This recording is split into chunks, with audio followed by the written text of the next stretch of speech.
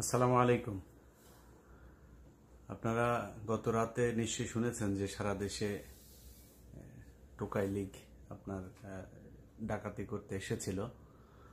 তো বিষয়টা আমি যতটুকু জানলাম আসলে কোথাও ডাকাতি না। এখানে যেটা করা হয়েছে প্রায় 50 জন, 60 জন, 100 জন মানুষ নাকি একসাথে একটা একটা বাড়িতে যাচ্ছে, সেখানে দরজা জানলা টানলা সব ভাঙচুর করছে, মানে বুঝাইতে যাচ্ছে, একটা আতঙ্ক তৈরি করতে যাচ্ছে। এখন আপনাদেরকে একটা জিনিস বুঝতে হবে যে বাংলাদেশ ব্যাংকের এখন রিজার্ভ যত, শেখ হাসিনার পরিবারের প্রতিটা মানুষের ইন্ডিভিজুয়াল ব্যাংকের অ্যাকাউন্টে টাকা তত আছে, তার চাইতে বেশি, কারো কারো তার চাইতে রিজার্ভের চাইতে অনেক বেশি টাকা আছে কারো কারো। অতএব তাদের এই যে টাকা, এই টাকা পয়সা তো তারা কাজে লাগাবে। তাদের এখন কাজ হচ্ছে প্রতিদিন, এই যে আজকে দেখেন না মাতাল জয় আপনার সারা রাত মদ খায়, তারপরে সকালবেলা একদম উদ্ভাস্তর মতো এসে তারপরে বলছে, ভাষণ দিচ্ছে যে তারা পালায়নি। ও তো মদ খাইছে সারা রাত, ওর তো কিছু মনে নাই যে ওর মাঝে পলায় চলে আসছে আন্ডা বাচ্চা সব নিয়ে, সেটা তোর মনে নাই। ও বলছে যে আমরা পালাইনি, আমরা আছি। সে নাকি আছে। তুই কোথায় আছিস বাবা বল? বঙ্গবন্ধু ওই স্যাটেলাইটের উপরে না কোথায়? বল কোথায় আছিস। সে নাকি আছে। ভারতীয় গণমাধ্যম দেখেন, নিউজ সারাক্ষণ তাদের বাংলাদেশ নিয়ে নিউজ। এদের মনে হচ্ছে বাংলাদেশ আমরাই তাদের কাছে ইজারা দিয়েছি বাংলাদেশের খোঁজ খবর রাখার জন্য। তোরা বাপ, তোদের এখানে মানুষের এখনো পায়খানা টায়খানা নাই, এগুলি নাই, এগুলি ঠিক কর আগে। বাংলাদেশের খবর নিতে আসিস কিসের জন্য? বাংলাদেশের খবর নেওয়ার মতো এই তোর আছে নাকি? বাংলাদেশের মানুষ যেটুকু হাগে তো একটু খাইতেও পাইস না, তো বাংলাদেশ নিয়ে তো তোদের চিন্তা কেন? তো তারা ওইখানে বসে আমাদের নিয়ে কথাবার্তা বলছে যে আমাদের দেশের অবস্থা নাকি খুব খারাপ, আমাদের দেশে চুরি হচ্ছে, ডাকাতি হচ্ছে, শেখ হাসিনার ব্লাউজ ট্লাউজ খুলে তারপরে পোলাপান দুষ্টুমি করছে, এই নানান কথাবার্তা। তো তোমাদের সমস্যা কি? আমার দেশে কি হচ্ছে না হচ্ছে সেটা তোমার জানার দরকার নাই তো। মন্দিরে টন্দিরে এইসব ভুয়া ছবি টবি দিয়া তারপর বলছে যে তারা এখানে মুসলমানরা, জঙ্গিরা, জামাত ইসলাম শিবির, এরা নাকি মন্দির টন্দিরে এগুলোতে নাকি আপনার করছে। অথচ জামাত শিবির মাদ্রাসার ছাত্ররা তারা গিয়ে তাদের এই যে যেই আপনার মন্দির টন্দির এগুলো পাহারা দিচ্ছে। তো আমাদের এখানে যে বিশৃঙ্খলা, এটা তৈরি করার জন্যই মূলত তারা এটা করছে। ডক্টর মোহাম্মদ ইউনূস আমি মনে করি এই মুহূর্তে বাংলাদেশের জন্য একটা আশীর্বাদ। অনেকের কাছে মনে হয় যে হচ্ছে এই কিছু মানুষ শুনছে যে ডক্টর মোহাম্মদ ইউনূস নাকি আপনার সুদ খায়, আর বাংলাদেশের সব হচ্ছে সাহাবিরা। এই সাহাবিরা কেউ সুদমুদ কিছু খায় না, ঘুষমুষ কিছু খায় না, ব্যাংকে টাকা রাখেও না, ব্যাংকের মানে এই হলো সুদখোর বিশাল আকারে। ডক্টর মোহাম্মদ ইউনূস কি করে কি না করে আমার জানার দরকার। ডক্টর ইউনূসকে দিয়ে এখন বাংলাদেশের যে পরিস্থিতি, এইটাকে সামলানোর জন্য এর চাইতে পারফেক্ট আর কেউ নাই। সেনাবাহিনী একদম আমাদের যে স্বপ্নের সেনাবাহিনী, ঠিক সেই আচরণই করছে। সেনাবাহিনীর এখন দেখেন অফিসারদের যেই আপনারা দেখেছেন যে সেই দিন থেকেই তারা ছাত্রদের সাথে কিভাবে মিলেমিশে তারপরে কাজ করেছে। দেশটা স্বাধীনতার এই এই জায়গাটার ভিতরে সেনাবাহিনীরও একটা যথেষ্ট অবদান আছে। অর্থাৎ তারা সুন্দর একটা মানে ডিসিপ্লিন আনার চেষ্টা করছে।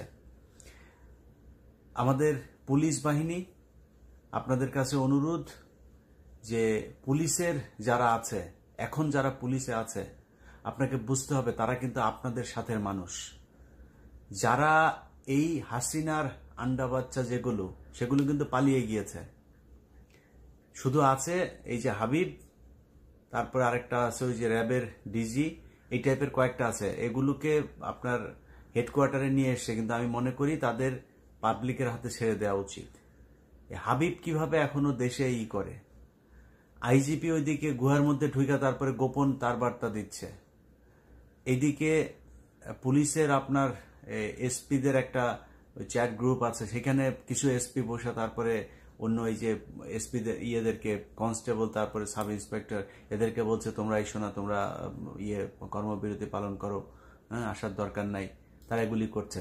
অতএব আমি পুলিশ ভাইদের বলবো, পুলিশ ভাই আপনারা আমাদের ভাই, আপনারা ছাড়া এই দেশের আইন শৃঙ্খলা রক্ষা করা সম্ভব না, যেটা এই গত কয়েকদিন ধরে ঘটছে। কিন্তু একটা জিনিস আপনাদের মাথায় রাখতে হবে যে এই পুলিশের বন্দুকের গুলিতে আমাদের দেশের অনেক নিরীহ প্রাণ ঝরেছে। এই পুলিশ গত এই 15 বছরে অনেক নির্যাতন করেছে মানুষের উপরে। সো মানুষের সেই ক্ষোভটা আছে, আপনাদের এইটুক অ্যাকসেপ্ট করতে হবে, কিছু করার নাই। এটা মেনে নিয়ে আপনাদেরকে কাজ করতে হবে, কিছুটা ঝুঁকি থাকবে। আর সাধারণ মানুষের যারা বিএনপি, ছাত্রদল, যুবদল, বিএনপির মূল দল, ছাত্র শিবির, জামায়াতে ইসলাম, তারা এই 15 বছর অনেক কষ্ট করেছেন। কিন্তু আপনাদের একটা জিনিস বুঝতে হবে, পুলিশের সবাই কিন্তু ঘুষখোরও না, পুলিশের সবাই কিন্তু শেখ হাসিনার কথায় চলেও নাই। তাদেরকে বাধ্য করা হয়েছে গুলি করার জন্য। সো এখন যারা আছে থানায়, যারা আছে তারা কিন্তু মানে এই শেখ হাসিনার মানে বিপক্ষের যে লোকগুলি, যারা এই অন্যায়গুলো পছন্দ করেনি, তারাই কিন্তু মনে করেছে দেশ স্বাধীন হয়েছে, এখন আমরা স্বাধীন, এখন সুন্দরভাবে কাজ করব। আর চোর বাটপার যা আছে সেগুলো কিন্তু পালিয়ে গিয়েছে। সো এই এদের উপরে আক্রমণ করছেন, এরা কিন্তু শেখ হাসিনার ওই পুলিশ না, এটা মনে রাখেন। তাদেরকে আপনারা বিভিন্ন মিটিং মিছিলেও দেখেছেন যে একজন সামনে থাকতো যে কিনা সবাইকে গালাগালি করতো, গুলি করাই করছিস না, পিছনে লাথি মারতো, এগুলো এই ভিডিও চিত্র আপনারা দেখেছেন। সো একটু হিসাব করে তারপরে করতে হবে।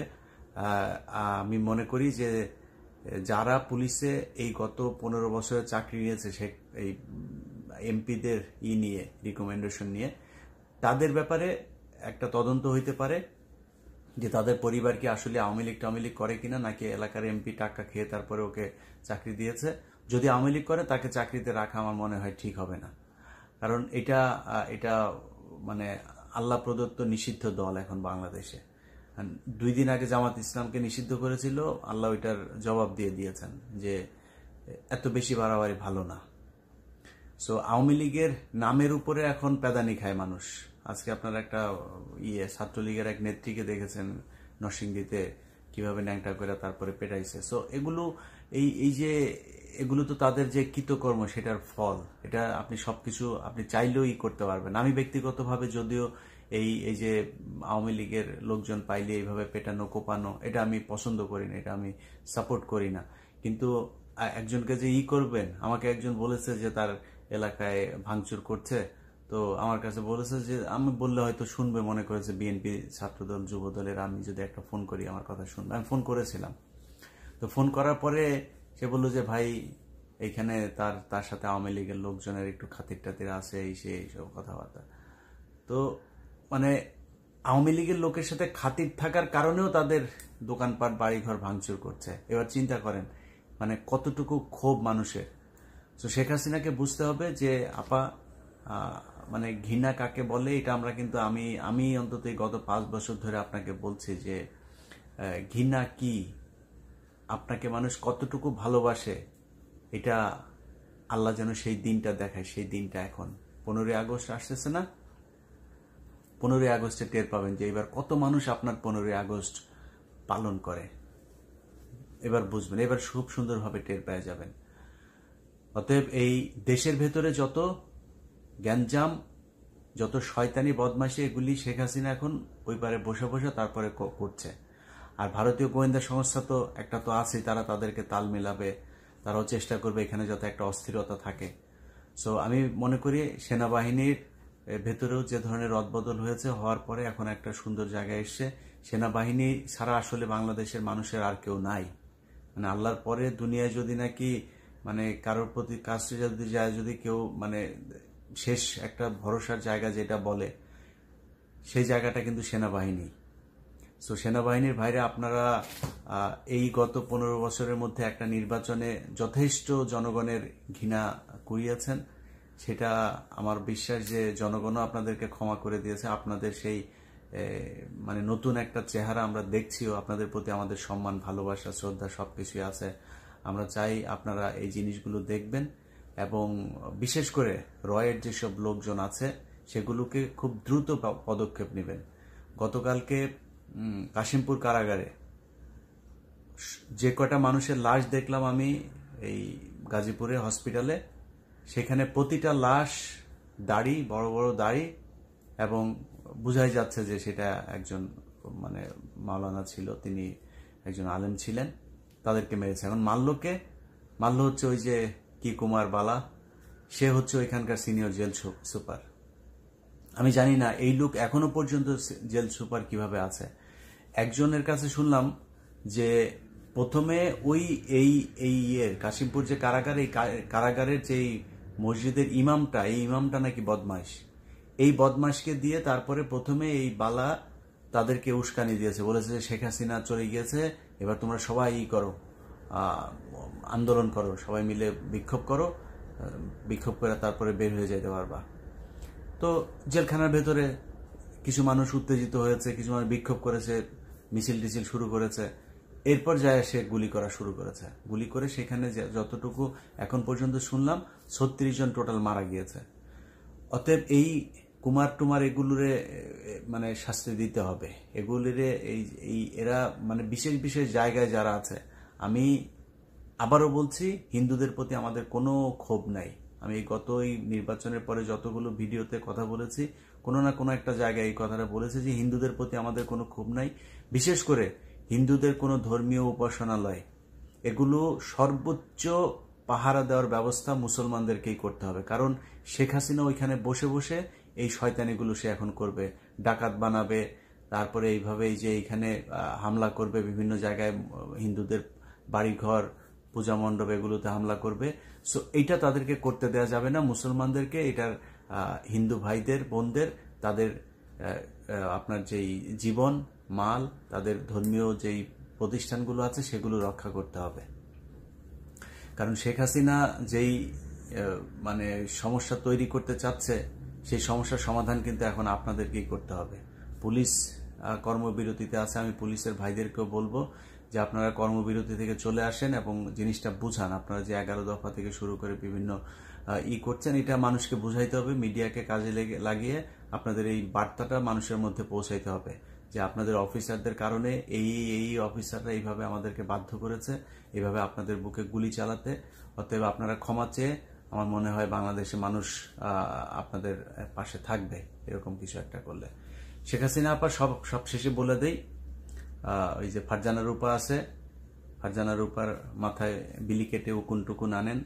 ফারজানা রূপারেও বলেন আপনার উপরে নিচে চুল যেখানে যেখানে আছে ওইখানে বিলি টিলি কেটে উকুন টুকুন আনতে। হ্যাঁ, এছাড়া আপাতত 2-4-20 বছরের মধ্যে বাংলাদেশের দিকে তাকানোর দরকার নেই। হ্যাঁ, রাজনীতি করবা, তোমার ছেলে আজকে বললো তুমি রাজনীতি করবা, আসো বাংলাদেশে রাজনীতি করতে। হ্যাঁ, রাজনীতি বাংলাদেশের মানুষ তোমারে করতে দিবে।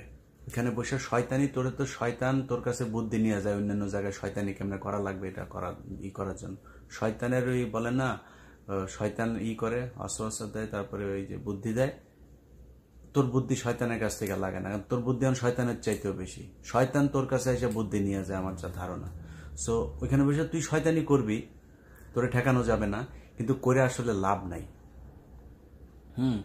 এতদিন ধরে যে পশ্চিমাদেরকে বুঝাইছিস যে আলেমদেরকে করার জন্য, আলেমদের বিরুদ্ধে করছিস, আল্লাহর বিরুদ্ধে যুদ্ধ ঘোষণা করছিস না, এখন দেখ তোরে কেউ জায়গা দেয় না, সবাই লাথি মারে। ভারত থেকে লাথি মারে যুক্তরাষ্ট্র থেকে যুক্তরাজ্য, এখন তোর যায় সে মুসলমান দেশে যা চাইতে হয়, আরব আমিরাত, সৌদি আরবে তুই এখন চাচ্ছিস তোর জায়গা দেওয়ার জন্য। সেখানে আমার বিশ্বাস জায়গা হবে না। মানে তোর তো শেষ হয় নাই, এটা বুঝতে হবে সবাইকেই, যে ও যে পাপ করেছে সেই পাপের শাস্তি খালি ওরে গাটি টাটি সব টাকা পয়সা নিয়ে আরেক দেশে যায় বসে বসে খাবে, এটা না। ওর পাপের শাস্তি আমার বিশ্বাস আরো বাকি আছে। শেখ হাসিনা তওবা করো এখনো, আল্লাহ তোমার তওবা কবুল হবে না, করে লাভ নাই, কারণ তোমার ওই স্টেজ পার হয়ে গেছে, তোমার আর করে লাভ নেই। তুমি শয়তানি করো, আমার মনে হয় তোমার তওবা টবা করার দরকার নেই, শয়তানি করো, করতে থাকো। আর দেশে যেগুলি আছে এগুলির ভেতরে যেগুলি কিনা বিপদে টিপদে পড়ে তারপরে আওয়ামী লীগে যোগ দিছিল, এগুলোকে কিন্তু আপনার এই মানে আমাদের মুসলমান সমাজে জায়গা দেওয়া যাবে না। ওরা তওবা পড়বে, তওবা পড়ে কালেমা পড়ে আবার মুসলমান হইয়া যখন কিনা আমাদের ধর্মে আসবে, তারপরে এদেরকে রাখা যাবে। এর আগ পর্যন্ত এদেরকে আমাদের সমাজে রাখা যাবে না, ওদেরকে অন্যদিকে রাখতে হবে, আলাদা ধর্ম হিসাবে এদের কাউন্ট করতে হবে। সো অনেক কথা বললাম, আরো অনেক কথা বলতে হবে আসলে এখন যে সময়টা। তো সেনাবাহিনী, পুলিশ যারা নতুন আসবেন, সবাইকে বলবো যে দেশটা আসলে একটু সুন্দর করে গড়ে তোলেন। ছাত্রদল, যুবদল ভাই, আপনাদের কাছে অনুরোধ, সামনে তারেক রহমান প্রধানমন্ত্রী হবে। সো আপনারা, এটা আপনাদের দেশ, আপনাদেরকে চালাইতে হবে। আপনাদেরও অনেক দায়িত্বশীল আচরণ করা দরকার। দেশটা যেন আবারও সেই শেখ মুজিবের এই বিজম্মাদের মতো আবার মানে চাঁদাবাজি, লুটতরাজ এরকম জায়গায় যেন দুর্নীতি লুটপাটে যেন না যায়। সবাই ভালো থাকবেন। আল্লাহ হাফেজ।